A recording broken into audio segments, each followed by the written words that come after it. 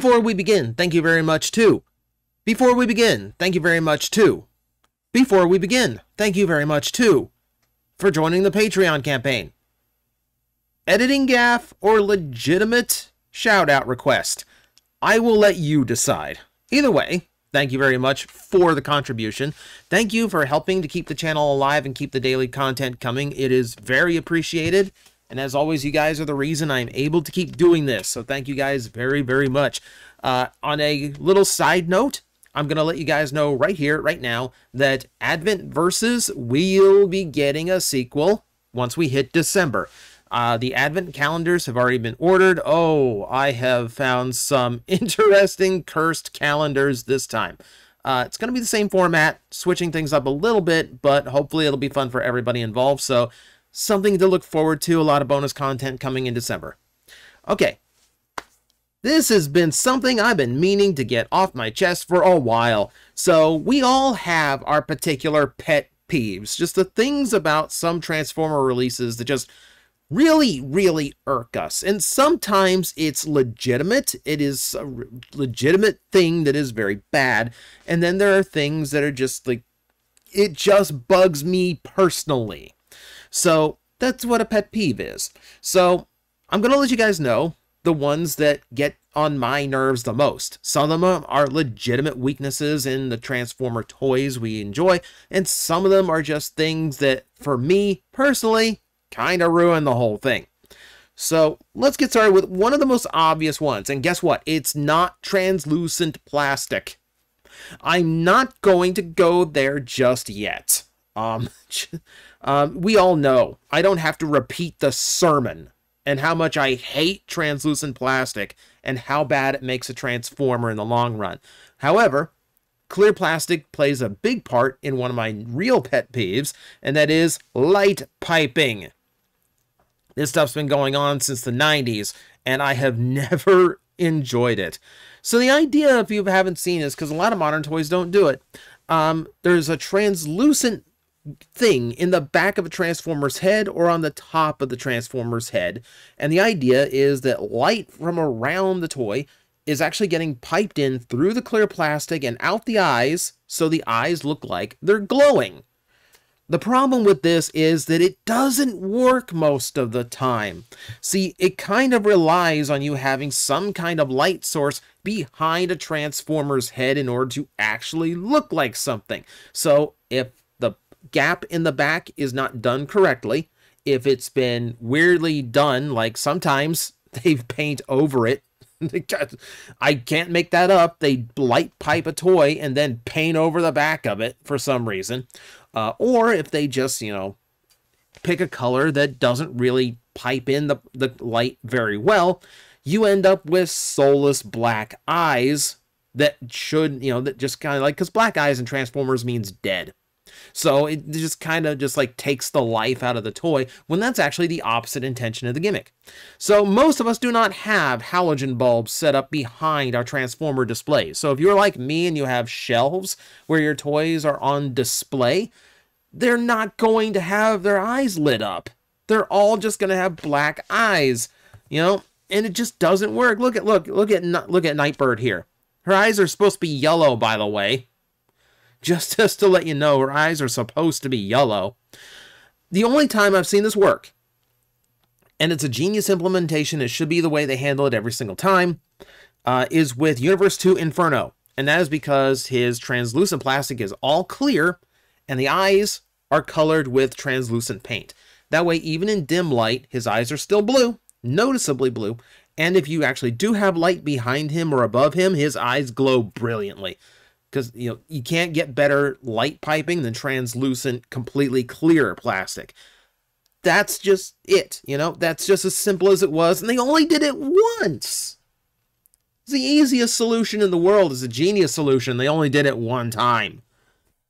So, I've had people ask me about light piping. That's my thoughts about light piping. Don't like it. Paint the eyes. Make sure they'll look good no matter what the color and the light going on is.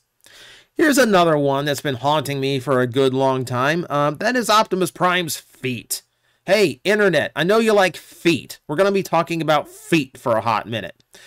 This is just plaguing a lot of modern Optimus Primes, where instead of properly transforming into something or folding away into the legs, Optimus Prime's little digits just kind of like poke out from the back side of his toy. Now, before anyone states, yes, I'm aware, the original Generation 1 toy, that's how it worked too. The back of the feet just folded up and became the back section of the truck. Here's the difference. On the G1 toy, the feet and the legs came together thanks to the engineering and formed a solid blue mass. There weren't gaps like there are in these modern toys that just show, oh, hey, Optimus Prime's feet. They're just sticking out because we didn't do anything to transform them. And this gets worse sometimes because sometimes his feet are in a different color. So sometimes it's even more noticeable and there's nothing you can do about it. Oh, and it drives me up the wall. Cheaper Optimus Primes are especially bad at this. At least on this Combiner Wars Optimus, they're pointed backward. So it kind of makes a bumper, kind of. On a lot of the cheaper Primes, they just stick up right out of the air. They don't fold down at all. Like it's one extra piece and a hinge. It doesn't even have to be a pinned hinge. It can just be like a friction hinge. Just make the feet fold down. That's all I'm asking. That's all I'm asking. I don't know why. I don't know the obsession. And here's the thing. Optimus Prime is the most guilty of this by far. A lot of Prime toys just have their feet sticking straight out or straight up from the back of the truck mode, and they couldn't be more obvious that they're just feet, that they didn't want to transform. But now some others are getting into it. Hello, Jazz. Yes, we can see your toes. We can see your toes in the back. I don't even have to show you the rear of the vehicle mode in order to point it out. You can just see his feet. So this gets on my nerves. This should be the easiest thing. Feet are just blocks that fold away into other blocks. And that is somehow elusive to engineering sometimes. I don't get why. Here's another one. That makes me want to throw a crowbar at Takara Tomy HQ. Why do we get shoulders that are mounted to the back of a toy? So we know how shoulders on a typical Transformer are mounted against the chest, like right here. So the direction of the universal joint is this way. Sometimes, every now and then, they are mounted on the junk behind the shoulder, so there's no connection here. And it still gives you universal joint motion, but it feels super awkward because it's not how it's supposed to move. It just feels weird. And because it is mounted to the back, it means the arms can't go backward at all. Like they're just stuck parallel to the torso. So there's a few poses you can't get them into. It drives me nuts. Now, granted, it's rare, but it does happen, and recently it's been happening more than once. Shadow Striker has the same thing, so it means inevitably when we get Sideburn, gonna have the exact same thing. And it's not just that. Rat Trap suffers from it too, except the ball joints are a little bit worse because now instead of universal joints that at least have free motion, you're dealing with ball joints, and now you are kind of restricted by where the cut in that joint is. At a core class size, I can kind of understand the engineering limitation for the size. A leader class toy should not have this issue. I actually have an upgrade set for Armada Megatron's shoulders gifted to me by Sam Makes Toys on Twitter. Met him at TFCon. Awesome guy. He made the shoulders that work. And I haven't had the time to actually, disassemble my Armada Prime and actually plug them in. So when I get around to that, I'll let you guys know. I'll let you know how that toy is when everything works properly. Here's another one, and this is a pretty common one. I've complained about this before, and hey, guess what? Translucent plastic plays a part in this one too. That would be mismatched paint applications.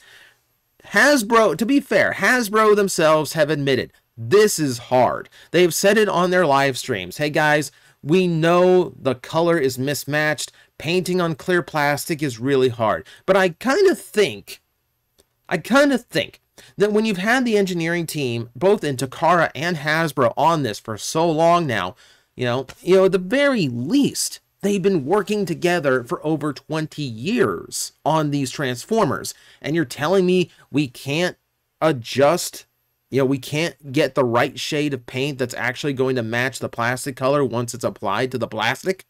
We can't figure that out. It's mind-boggling. I mean, it doesn't feel like it should be an issue. Look at Bumblebee. Look at this. It's not even close. It's not even close. Stuff like this drives me nuts. It just makes the toy look cheap. Hasbro says that, hey, we keep translucent plastic windows because it adds a premium look to the toys. You know what isn't premium looking?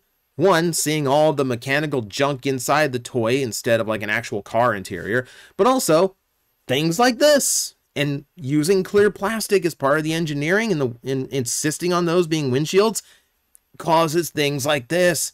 And it's not just, it's not just normal releases. Here's a Masterpiece Bumblebee that has the same problem. You can't even get this right on a Masterpiece level. And yellow is the most infamous. Yellow is the most infamous for this, but guess what? Happens to everything else too. Here's Ironhide, who has 3 different shades of red going on, thanks to not only mismatching the paint to the ABS, but also the ABS to the palm plastic isn't right either. I don't understand how you could be working at this toy industry for so long and not be able to figure this out. And again, good reason to do away with clear plastic. I'm just saying, you wouldn't have this problem if it was just solid plastic painted. All right, transitioning to another toy that has this problem from this one that also has the problem that this toy has. Another pet peeve of mine. Can I get some paint on the rims of these cars by any chance? The wheels, I hate when the wheels are always just these black rims. Now, I understand black rims are a thing, but it's so common on Transformers. It's like Takara and Hasbro both universally decided amongst themselves that the best place, the easiest place to remove paint from the budget is in the rims of the wheels. And I hate it because I can't tell the difference between the rim and the tire, which is kind of like the thing you look for with a car. It's kind of important to the overall look to be able to see the tires distinctly. From a distance, they just kind of look like black voids. I know they're tires, but they look terrible. And this just seems to go all over the place. I mean, sometimes get painted rims, and I'm happy when we do. But more often than not, it seems like they are skipped, even in parts where it would be accurate to paint them silver. Just pointing that out. Oh, and here's the thing. Sometimes it doesn't even matter. So like you can well, that's just a normal retail deluxe. Okay, so of course that's going to be a little bit more paint budgeted.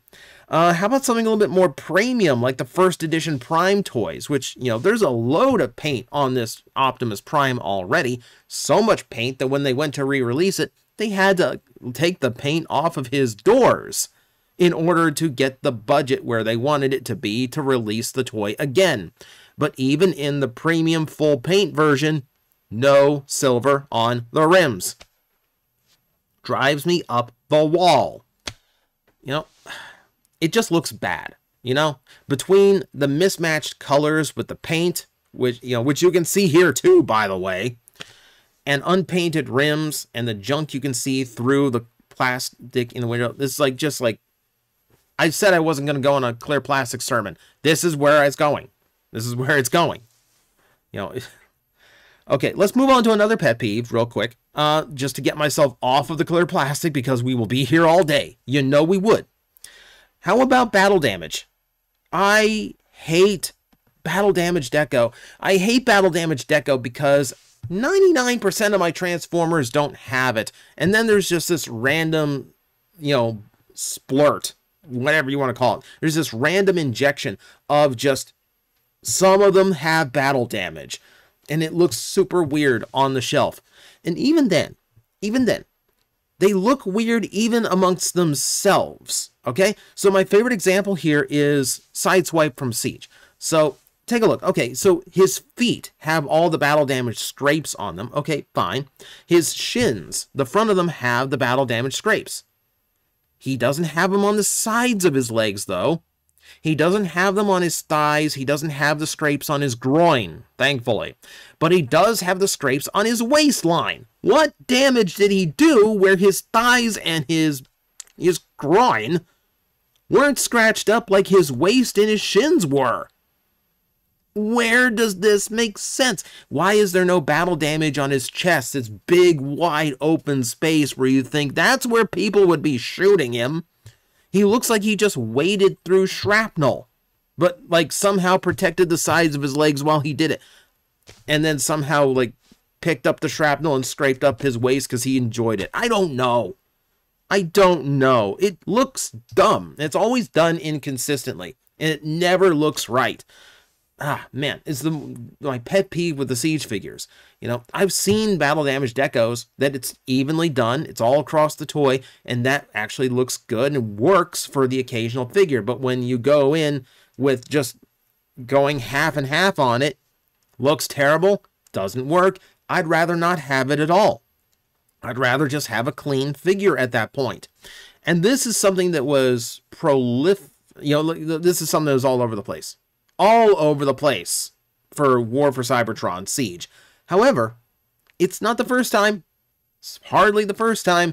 The biggest one, the most annoying one for me, was the original Masterpiece release in America, which was the 20th anniversary Optimus Prime that had this inexplicable black burns painted across his body. And you would think, at the very least, if they were going to add battle damage to this Optimus Prime as an anniversary piece, it would at least, you know, maybe match the damage that he took in the 86 movie. No. Random black burns all the way across his body. I can't even remember if there's a burn on the left side of his abdomen to even accurately replicate, to even have some kind of homage to like the fatal wound. I don't even know if they did that. You know, I mean, this shot is in the shadow, so it's hard to tell. But the point is, here was the ultimate release Transformers ever did. The ultimate release in Transformers history, and they added these black burns all over it. It looks like someone left it in a toaster. Frustrating. I'd rather just have the clean toy, thank you. And now we've gone one step further. We'll just sculpt it in. We'll just sculpt the battle damage in. So even though this Ironhide is vastly superior to the previous one on this list, granted different mold, etc., but you know how the Earth mode Ironhide currently is, the new Voyager one, the 86 Ironhide. You know how it turned out because of the clear plastic. You know how it doesn't have the yellow stripe. So you're telling me this one has the solid color, the red that matches all the way across the toy. It has the yellow stripe. It has no clear plastic worries. But he is permanently damaged, and there's nothing I can do about that. I hate this. Last one we'll get to, and this one bugs me probably the most because sometimes it's just so unnecessary, and that is unnecessary soft plastic. Sometimes, every now and then, they decide that a part of a Transformer needs to be rubber for no reason whatsoever. And don't get me wrong, there's reasons why you use rubber plastic. One, makes tires roll real well, but when you use it on a main part of a Transformer, it's usually because it's something that would be easily broken. The nose of, like the nose cone of a jet Transformer, you know, if a kid threw it or dropped it, most of the time it's going to land on that nose cone. So being soft plastic not only prevents the nose cone from getting broken, it actually absorbs the shock and prevents the rest of the toy from getting broken. Okay, I can understand that. Little spiky bits that would be very dangerous if a kid tripped on it. Okay, make those soft plastic. That all makes sense. Blitzwing's head is rubber. Tell me what safety regulation meant that Blitzwing's head here had to be rubber. It's already a not great Blitzwing toy, but you're even adding even more disgrace to an already disgraceful Blitzwing, which already hurts my heart, by the way. And then they keep doing this for some reason. Like the new Nightshade toy, their head is completely soft plastic. And sometimes it's just because that mold has room on, like that particular mold that you're using the soft plastic for has room. It has room for other parts. So to You know, so if all the body parts is like maxed out the shape of a mold sprue, they throw a part or two into like the soft plastic. Sometimes that's the budgetary reason. But it shouldn't be done. It shouldn't be done. And then, you know, one of the more infamous ones. Here's one that has both instances. Now, the soft head and the horns make sense, because that's stuff that could easily break if done incorrectly, or if dropped. You know, so okay, make Skullgrind's horns and head, make that soft plastic, because it's very spiky. Why the guns and the sword? When the weapons are soft plastic, especially swords, it's so much worse. You will never get a straight one. You will never get a straight sword, a straight weapon out of one where the weaponry was used with the soft plastic. It's not possible, and it looks bad every single time they do it, and yet they persist. That's probably like the worst offender out of all of these. You know, when they just kind of like, because there's some times where it literally legitimately ruins a toy. But any one of these can be your personal pet peeve, or maybe something I didn't mention at all. Now, understand, there's some things that are pet peeves and some things that are legitimate complaints. If your pet peeve is how the plastic is yellowing, that's a legitimate complaint. It's not necessarily a pet peeve. You should be upset over that. But things like this, for the most part, are just things that irk me. You know, that's what a pet peeve is. Things that personally irk you. So let me know in the comments below. What personally irks you when they do it to a Transformer and that just makes you go, I'm out. Like, this toy is gone to me. Everyone's got a different one. Kind of fascinating to go through. So, thank you as always for watching. I will see you next time. We parlay with the captain. You think a werecroc is going to listen to elvish rules of piracy? Of course it would be the freaking elves that invented parlay. I had to think of a quick replacement for the French.